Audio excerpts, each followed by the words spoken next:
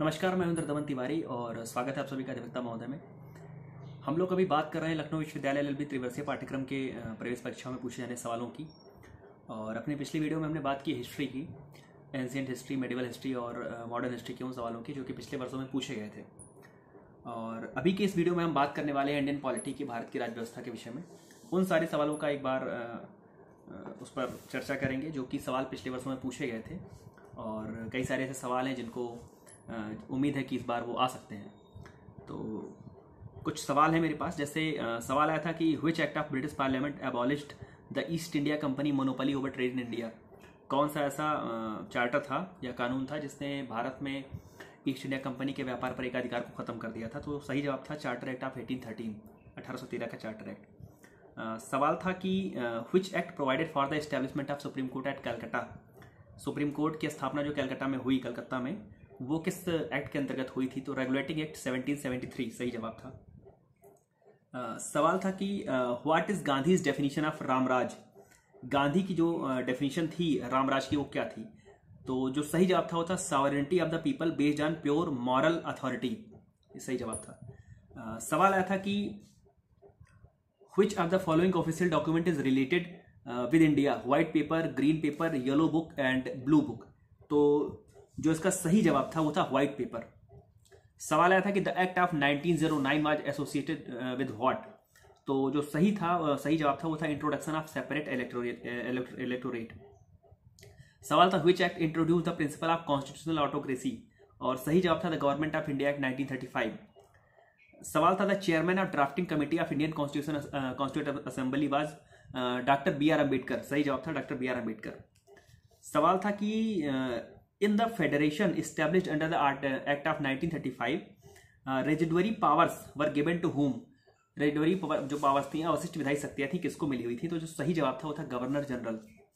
सवाल था कि where was the first parliamentary form of government formed. कहां पे पहली बार संसदात्मक पद्धति वाली सरकार का निर्माण हुआ था। तो जो सही जवाब था वो था ब्रिटेन। सवाल था who called Indian federalism as a cooperative federalism. किसने भारत के संघवाद को सहकारी संघवाद कहा था, और सही जवाब था जी ऑस्टिन, ग्लेनविल ऑस्टिन ने कहा था। सवाल था the proposal for framing of the constitution of India by an elected constituent assembly was made by which. नीचे 4 ऑप्शंस दिए हुए थे जिसका सही जवाब था क्रिप्स मिशन। सवाल था कि Indian constituent assembly was established under. तो सही जवाब था कैबिनेट मिशन 1946। कैबिनेट मिशन 1946 के अंतर्गत भारत के संविधान सभा की स्थापना की गई थी। और स्थापना कब की गई थी। तो 9 दिसंबर 1946। कई बार सवाल पूछा गया स्थापना कब की गई थी, पहली बैठक कब हुई थी, इन सबको लेकर के सवाल पूछा गया है। सवाल था कि who proposed the preamble before the drafting committee of the constitution. किसने प्रस्तावना की बात की थी। जवाहरलाल नेहरू सही जवाब था। How many sessions of Indian constituent assembly were conducted for the formulation of Indian constitution. कितनी बैठकें हुई, 12 बैठकें हुई। समय कितना लगा था, 2 साल 11 महीने 18 दिन का समय लगा था। सवाल था कि the drafting committee of the constituent assembly under doctor B R Ambedkar had how many other members. तो टोटल 6 अदर मेंबर्स थे। Who prepared the first draft of the constitution. पहला ड्राफ्ट कॉन्स्टिट्यूशन का किसने तैयार किया था, बी एन राव जी ने तैयार किया था। सवाल था कि the correct date of the last meeting of constituent assembly of the India. तो जो सही जवाब था वो था 24 जनवरी 1950। The idea preamble has been borrowed in Indian constitution from the constitution of USA. USA के संविधान से प्रीएम्बल वाला कंसेप्ट अपने यहाँ पे लिया गया है। सवाल था in India the power of judicial review is enjoyed by whom। तो जवाब था the supreme court as well as high court, by high courts. सवाल था the concept of fundamental duties has been taken by Russian from Soviet Union constitution. Soviet Union के संविधान से चीज ली गई थी। सवाल था कि which of the following was the biggest source of constitution of India. Government of India act 1919, government of India act 1935, India independence act 1947। और जो सही जवाब था वो था the government of India act 1935। सवाल था the idea of including the emergency provisions in the constitution of India has been borrowed from the. आपके ऑप्शंस थे constitution of Canada, Weimar constitution of Germany, constitution of Ireland और constitution of USA. जो सही जवाब था वो था Weimar constitution of Germany. Preamble से सवाल आया था कि of the following words in the preamble of the constitution of India which was not inserted through the constitution 42nd amendment 1976। यहाँ पे मैं एक चीज मेंशन कर दूं कि 42nd अमेंडमेंट जो कॉन्स्टिट्यूशन का है वो बहुत ही महत्वपूर्ण है। उसके द्वारा संविधान में जो भी बड़े परिवर्तन किए गए प्रस्तावना से लेकर के संविधान के विभिन्न प्रावधानों में उन सारे संशोधन के प्रभावों को याद करके और समझने की आवश्यकता है। और प्रियम्बल में कई बार ये चीजें पूछी गई हैं कि प्रियम्बल में कितनी बार संशोधन हुआ है और प्रियम्बल में कौन सेवें कॉन्स्टिट्यूशनल अमेंडमेंट से संशोधन किया गया है और प्रियम्बल में कौन सी चीजें जोड़ी गई हैं। उसमें कोई एक ऐसा वर्ड आपको देगा जो नहीं जोड़ा गया था, तो उन शब्दों के विषय में हमको जानना है जो शब्द उसमें जोड़े गए थे। सवाल आया था in which case the supreme court regarded preamble as a part of basic structure of Indian constitution. किस वाले वाद में संविधान की जो प्रस्तावना है उसको बेसिक स्ट्रक्चर की संज्ञा दी गई थी। और जो सही जवाब था Kesavananda Bharati versus state of Kerala. सवाल था who has term constitution as a sacred document. Doctor BR Ambedkar ने कहा था। Who called the preamble of Indian constitution the horoscope of our sovereign democratic republic. KM Munshi का यह स्टेटमेंट है, KM मुंशी ने चीज कही थी। Economic planning is included in which list of constitution. तो ये जो है कॉन्करेंट लिस्ट में इकोनॉमिक प्लानिंग। सवाल था which part of constitution contains provisions relating to citizenship. तो पार्ट 2 से। और पार्ट की जब बात आ रही है तो हमको जितने भी पार्ट हैं पार्ट 1 से लेकर के और पार्ट 22 से जितने भी पार्ट हैं उन पार्ट्स का हमको नाम जरूर याद रखना है कि पार्ट 1 में क्या है, पार्ट 2 में क्या है, पार्ट 3 में फंडामेंटल राइट्स, ऐसे करके पार्ट्स का नाम जरूर याद रखना है। सवाल था कि the concept of directive principles of state policy in the Indian constitution has been adopted from the constitution of. तो जो सही जवाब था वो था Ireland.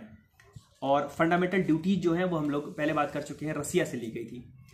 How many parts, articles and schedules was there in the original constitution. Original constitution का जो text तैयार हुआ था उसमें कितने पार्ट्स थे, कितने शेड्यूल्स थे और कितने आर्टिकल्स थे।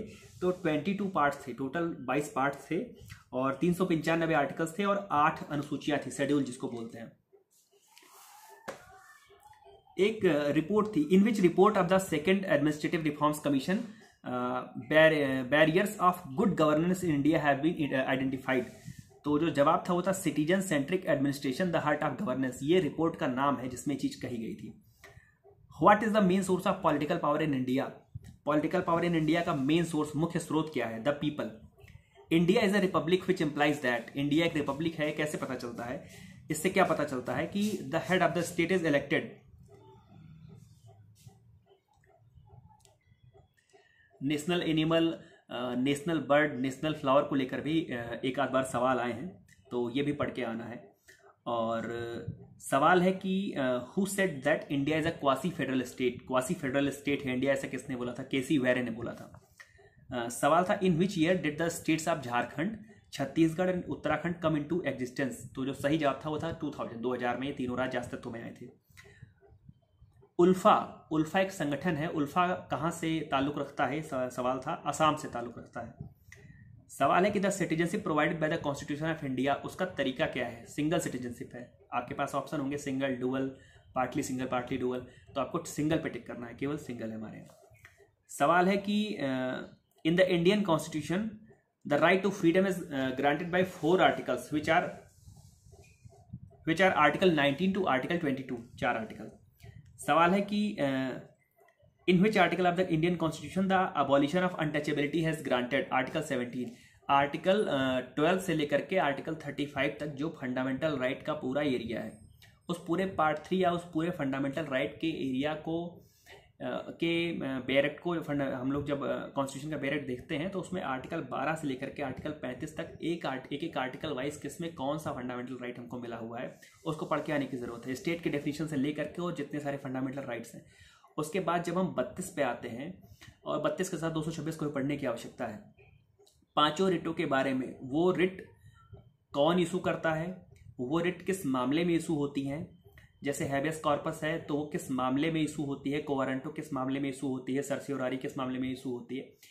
तो सारे का जो स्पेसिफिक एक पर्पज है और उन सारी रिटों पर अगर कोई एक लीडिंग केस लॉ है, एक या दो जो भी लीडिंग केस लॉज हैं, उनको उससे जोड़ करके पढ़ने की आवश्यकता है।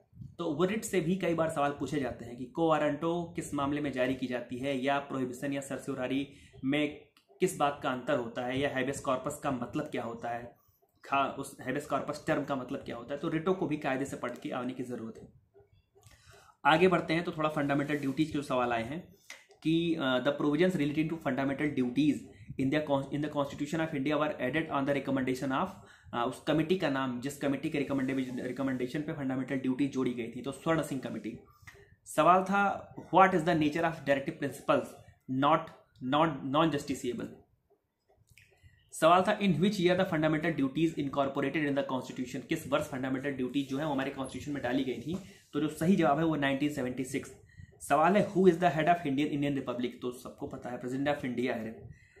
सवाल है कि the concept of welfare state is included in the constitution of India in which part, तो जो वेलफेयर स्टेट बनाने की जो बात कही गई है, जो हमारी संकल्पना है, वो कहाँ पे दी हुई है, तो डीपीएसपी में दी हुई है, directive principle of state policy को जब हम पढ़ते हैं तो लगता है कि हमारे कॉन्स्टिट्यूशन के जो वर्ग फ्रेमर्स थे उनका मन था कि इंडिया एक वेलफेयर स्टेट बने, ना कि एक पुलिस स्टेट बन जाए। सवाल था which article of the Indian constitution is related to Indian foreign policy, तो आर्टिकल 51। सवाल था which article of the Indian constitution has the provision of participation of workers in management of industry, तो article 43 clause A. सवाल था कि to whom 43A। सवाल था to whom does the president of India submits his resignation, the vice president of India.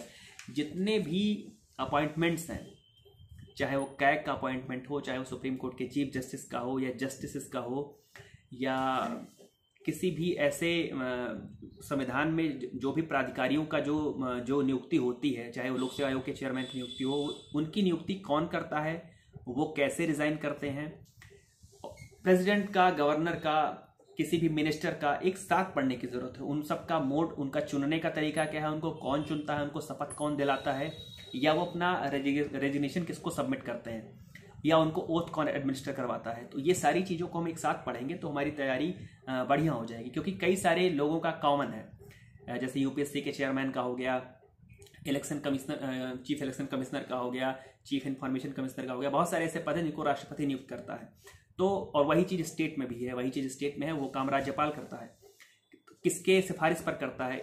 इन सारी चीज़ों को एक साथ पढ़ने की, इन सारे आर्टिकल्स को एक साथ पढ़ने की आवश्यकता है। और ठीक ऐसे ही जब हम प्रेसिडेंट और गवर्नर को साथ में पढ़ते हैं तो चीज़ें आसान हो जाती हैं। जैसे प्रेसिडेंट कितने समय तक प्रेसिडेंट अपने पद पर रह सकता है, प्रेसिडेंट के चुनाव का तरीका क्या है, प्रेसिडेंट की जो शक्तियां हैं, चाहे वो ऑर्डिनेंस बनाने की शक्ति हो, अध्यादेश जिसको कहा जाता है, या क्षमादान की शक्ति है, तो प्रेसिडेंट की जो सारी शक्तियां हैं उसको और राज्यपाल की शक्ति को एक साथ पढ़ने की आवश्यकता है, ताकि वो चीज़ें अलग ना हो जाएं, चीज़ें बिखरे ना, और कम समय में अपनी कम ऊर्जा खर्च करके हम चीज़ों को और आसानी से समझ सकें। और सवाल आया था कि who appoints the attorney general of India, the president. Who is considered to be the first law officer of the government of India, attorney general. तो अटॉर्नी जनरल से भी सवाल आते हैं। सवाल है under which article of the Indian constitution is the controller and auditor general CAG is appointed, article 148। सवाल है कि the CAG of India can be removed from his office, किस मैनर में उसको कैग को हटाया जा सकता है, तो ठीक वैसे ही जैसे जजेस ऑफ सुप्रीम कोर्ट हटाए जाते हैं। सवाल था to whom is the council of ministers responsible, किसको काउंसिल ऑफ मिनिस्टर्स रिस्पॉन्सिबल होती है, उत्तरदायी होती है, तो वह है पार्लियामेंट। सवाल है कि a central minister who is not the member of any house, एक मंत्री, केंद्रीय मंत्री जो है वो कितने दिनों तक किसी सदन का सदस्य रहे बिना मंत्री पद धारण करके रख सकता है, तो 6 महीने। सवाल था who was the law minister in the first cabinet of post independence India, तो जो सही जवाब है वो डॉक्टर बी आर अम्बेडकर है। सवाल है which constitutional amendment has limited the number of central ministers to 15% of the total numbers of Lok Sabha, Lok Sabha की जो टोटल संख्या होगी उसका 15% ही मंत्रिमंडल में रहेंगे। ये कहाँ, ये किस वाले संविधान संशोधन से घोषित किया गया था, तो 91 में संविधान संशोधन से व्यवस्था की गई थी। सवाल है which article of the Indian constitution describes that the executive power of every state shall be so exercised as not to impede और prejudice the exercise of the executive power of the union, article 257 में बात कही गई है। सवाल आया था। सवाल है in India which state has the largest representation in Lok Sabha and Rajya Sabha, तो अपना स्टेट है उत्तर प्रदेश। सवाल है कि who elects the speaker of the Lok Sabha, all members of Lok Sabha सही जवाब है, ऑल मेंबर्स ऑफ लोकसभा मिल करके चुनते हैं। सवाल है कि 0 hour is the contribution of which country to the parliamentary system, 0 hour लोगों को किसने दिया है, तो ये हमारा ही दिया हुआ है, इंडिया, सही जवाब है। सवाल है कि what is the minimum age required to be a candidate in council of states, तो जो सही जवाब है वो है 30 ईयर्स। सवाल है राज्यसभा का जो मेंबर है वो कितने दिनों के लिए इलेक्ट किया जाता है, तो 6 वर्षों के लिए इलेक्ट किया जाता है। सवाल है कि हाउ मेनी मेंबर्स प्रेसिडेंट में nominate in council of state, राष्ट्रपति राज्यसभा में कितने सदस्यों को मनोनीत करता है, तो कुल 12 सदस्यों को मनोनीत करता है। Who was the first actress to be nominated in Rajya Sabha, सबसे पहली राज्यसभा में मनोनीत होने वाली अभिनेत्री कौन थी, तो नरगिस। सवाल था कि who was the nationalist leader to be elected as speaker of central legislative assembly in 1925, सही जवाब है विठल भाई पटेल। सवाल है who decides whether a particular bill is money bill और नॉट, सही जवाब है स्पीकर ऑफ लोकसभा। सवाल है vote on account is meant for, vote on account का मतलब क्या होता है, तो उसका है सही जवाब है appropriating funds pending passing of budget. सवाल है the age of retirement of supreme court जजेस 65 ईयर्स। सवाल आया था acting chief justice of India is appointed by whom, president के द्वारा अपॉइंट किया जाता है। सवाल था curative petition in India can be filed in supreme court under which article, तो आर्टिकल 142 के अंतर्गत क्यूरेटिव पेटिशन या उपचारात्मक याचिका डाली जाती है। सवाल था under which article of the constitution the courts have been prohibited from inquiring the proceeding of the parliament, article 122 में जो पार्लियामेंट के अंतर्गत कार्यवाही होती है उनको उनमें हस्तक्षेप करने से कोर्टों को रोका गया है। सवाल था under which article of the constitution of India supreme court safeguards the fundamental rights of the Indian citizens, article 32 के अंतर्गत ये वाली शक्ति सुप्रीम कोर्ट को मिली हुई है। सवाल है governor salary and allowances are given by, governor की जो सैलरी है, गवर्नर का जो भत्ता है वो कैसे मिलता है, तो वो जो सही जवाब है वो है कंसोलिडेटेड फंड ऑफ स्टेट। सवाल है the contingency fund of state is operated by, तो सही जवाब है the governor of the state. सवाल है the financial relations between the union government and states have been discussed under articles, article 268 to article 281। सवाल है the right to vote in India, जो भारत में राइट टू वोट है आपके पास, वो आपका कैसा अधिकार है, तो आपका ये लीगल राइट है, आपका ना तो कॉन्स्टिट्यूशनल या ना तो फंडामेंटल राइट है, आपका लीगल राइट है। सवाल है the chief election commissioner of India is appointed by हुम, तो जो सही जवाब है वो है प्रेसिडेंट, प्रेसिडेंट के द्वारा चीफ इलेक्शन कमिश्नर की नियुक्ति की जाती है। सवाल है finance commission is constituted after every 5 years. सवाल है the first Lokpal bill was presented in the parliament in which year, 1968 में पहली बार लोकपाल बिल पार्लियामेंट में पेश किया गया था। सवाल है the tenure of chairman of the national human right commission is 5 years. सवाल है who was the first chairman of the backward classes commission, सही जवाब है काका साहेब केलकर, जिनको काका कालेलकर के नाम से जानते हैं। सवाल है the union public service commission submits in annual report to whom, सही जवाब है द प्रेसिडेंट। सवाल है national voters day celebrated on 25 of January. सवाल है who recognizes the political parties in India, तो जो सही जवाब है वो इलेक्शन कमीशन ऑफ इंडिया। सवाल है when was the first bill for the amendment of the Indian constitution presented, तो जो सही जवाब है वो 1951। सवाल आया था Sikkim became a new state by which amendment, सही जवाब था 36th अमेंडमेंट। सवाल था under article 344 of Indian constitution when was the first official language commission established, in 1955 under the chairmanship of B G Kher की अध्यक्षता में 1955 में पहली बार राजभाषा आयोग का गठन किया गया था। सवाल था which state has given the Sanskrit language the status of second official language, Uttarakhand ने दिया है संस्कृत को अपने यहाँ पे दूसरे राज्यभाषा का दर्जा।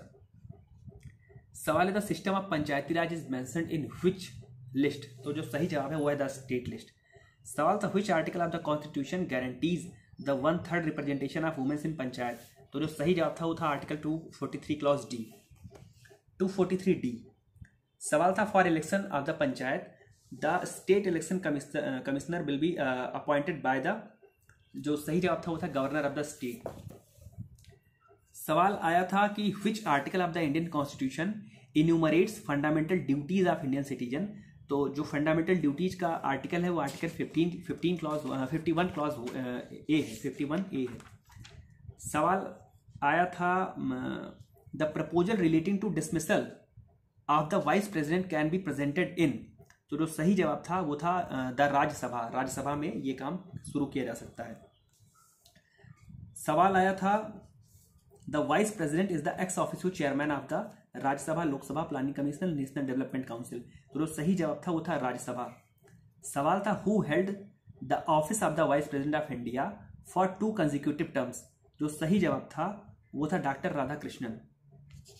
सवाल था consider the following vice president of India, V V Giri, G S Pathak, B D Jatti, M Hidayatullah. तो इसमें से जो जीएस पाठक का नाम है वो जीएस पाठक नहीं थे, वो इनकरेक्ट ऑप्शन था। सवाल था who was the first woman to become the prime minister of a country, और इसका जो सही जवाब था वो था सिरिमाओ भंडारनाइके, जो कि श्रीलंका में बनी थी। सवाल आया हुआ है who was the first deputy prime minister of India, और जो सही जवाब था वो था सरदार वल्लभ भाई पटेल। सवाल था the council of ministers does not include, जो सही जवाब था वो था कैबिनेट सेक्रेटरी। नीचे ऑप्शन में कैबिनेट सेक्रेटरी भी दिया हुआ था। सवाल आया हुआ है under the administration of which one of the following is the department of atomic energy, और जो सही जवाब है वह है prime minister's office. Prime minister के अंतर्गत ये एटॉमिक एनर्जी वाला विभाग होता है। सवाल था according to Indian constitution the union ministers hold office during the pleasure of, doctrine of pleasure आप सभी ने पढ़ा होगा, और इसका जो सही जवाब है वो है द प्रेसिडेंट। प्रेसिडेंट जब तक खुश रहें, प्रेसिडेंट जब तक चाहें तब तक आप उस पद को धारण करके रखते हैं। और आगे बढ़ें तो एडवोकेट जनरल के सवाल आए थे। The legal adviser to the state government is known as, और जो सही जवाब था वो था एडवोकेट जनरल। सवाल आया था the chief minister is appointed bye, तो जो सही जवाब था वो था द गवर्नर। सवाल था in India women had never been a chief minister in the state of, और जो सही जवाब था वो था महाराष्ट्र। सवाल लेजिस्लेटिव असेंबली से आया हुआ है। The maximum number of members that the legislative assembly of a state in India can have, और जो सही जवाब था वो था 500। स्टेट जुडिशरी और हाई कोर्ट से जो सवाल आए थे उसमें एक सवाल आया था कि how many high courts in India have jurisdiction over more than one state, union territories not included, और जो सही जवाब था वो था 2। सवाल special provisions of relating to Jammu and Kashmir जो आया था वो चूंकि रिवोक कर दिया गया है तो उम्मीद नहीं है कि उससे कोई सवाल आएगा, लेकिन उन सारी डेट्स के विषय में या उन सारे प्रावधानों के विषय में किस डेट पे वो एब्रोगेशन वाला बिल पेश किया गया था, किस दिन से वो कानून बना, कौन कौन से कानून शून्य कर दिए गए, उन सारी चीज़ों को पढ़ना आवश्यक है, बजाय इसके कि हमें पुराने सवाल दोबारा से देखें। सवाल आया था कि provisions regarding municipalities and panchayats was made in the Indian constitution in which year, तो जो इसका सही जवाब था वो था 1993। और सवाल आगे बढ़ते हैं हम कॉन्स्टिट्यूशनल अमेंडमेंट से जो एक दो सवाल आए थे। Of the following words in the preamble of the constitution, वही प्रीएम्बल वाला सवाल जो मैंने पहले बताया था कि उसमें ये चीज़ें कब से जोड़ी गई, कब इनमें प्रीएम्बल में कब पहली बार संशोधन किया गया, इसको लेकर के सवाल आया हुआ है। सवाल आया है the Indian constitution recognizes minorities on the basis of religion, caste, colour या पॉपुलेशन, तो जो सही जवाब है वो है percentage of the population of the groups to the total population. सवाल आया है who is the author of the book of foreign policy in India, foreign policy in India का जो किताब है वो किसने लिखी थी, और जो इसका सही जवाब है वो है I.K. गुजराल, इंद्र कुमार गुजराल ने किताब लिखी थी। सवाल आया है the district collector reports to which officer, chief secretary, secretary in charge of the district, divisional commissioner, none of the above, और इसका जो सही जवाब है वो डिविजनल कमिश्नर को अपनी रिपोर्ट सौंपता है, अपनी किसी भी बात को लेकर के वो अपनी बात उसके सामने रखता है। तो और एक सवाल था an expenditure reforms commission was set up by the government of India in the year 2000 under the chairmanship of AM Khusro, GT Nanavati, MN Venkatachaliah और KP गीता कृष्णन, और जो इसका सही जवाब था वो था KP गीता कृष्णन। ये सवाल भी पहले वाले पेपर में, पिछले पेपर में पूछा गया है। तो ये कुल सवाल हैं इंडियन पॉलिटी के, और इंडियन पॉलिटी पढ़ने के आपके पास जो भी गाइड हो उससे पढ़ने के बाद यदि आपके पास समय थोड़ा सा भी बच रहा हो तो एक बार बेरेट के इंडेक्स की रीडिंग जरूर कर लें। और जैसे फंडामेंटल राइट हो गया, directive principles of state policy हो गया, फंडामेंटल ड्यूटीज़ हो गया, और कुछ जो बहुत एब्सोल्यूट पावर्स हैं प्रेसिडेंट की, गवर्नर की, और जितने भी बड़े अपॉइंटमेंट्स वो करते हैं किस आर्टिकल्स के अंतर्गत करते हैं। तो उस बेरेट की एक बार इंडेक्स की रीडिंग से ये होगा कि कल जब आप वो सवाल देखेंगे और आप वो आर्टिकल देखेंगे तो चीज़ें एक बार आपके दिमाग में आ जाती हैं कि हाँ इस आर्टिकल में ये चीज़ है, या इस आर्टिकल के आसपास ये चीज़ हमने देखी है, तो कम से कम 2 को बाहर कर सकते हैं, 3 को वाइप आउट कर सकते हैं, 1 को हम सेलेक्ट कर सकते हैं। तो ढेर सारी शुभकामनाएं आप सभी के साथ, और जल्दी एक अच्छा, कल एलएलएम का पेपर है, मैंने कल बोला, जब भी आपका एलएलबी का पेपर होगा तब के लिए मैं कह रहा हूँ। ढेर सारी शुभकामनाएं हैं और जल्दी एक नया विषय लेकर के मैं आऊँगा। और आप सभी भी कमेंट में बताएं कि अभी और क्या करने की आवश्यकता है, या किस विषय पर और मेहनत करने की आवश्यकता है, क्योंकि हिस्ट्री हो चुका है, पॉलिटी हो चुका है, और अगले वीडियो में मैं साइंस और ज्योग्राफी प्रयास करूंगा कि एक वीडियो में एक साथ ही लेकर के आऊँ, क्योंकि बहुत छोटे छोटे सेगमेंट में है और फिर थोड़ी चीज़ें और बचती हैं, उसको किसी और वीडियो में ख़त्म कर देंगे। तो ढेर सारी शुभकामनाएं, जुड़े रहिए हमारे साथ। धन्यवाद, प्रणाम।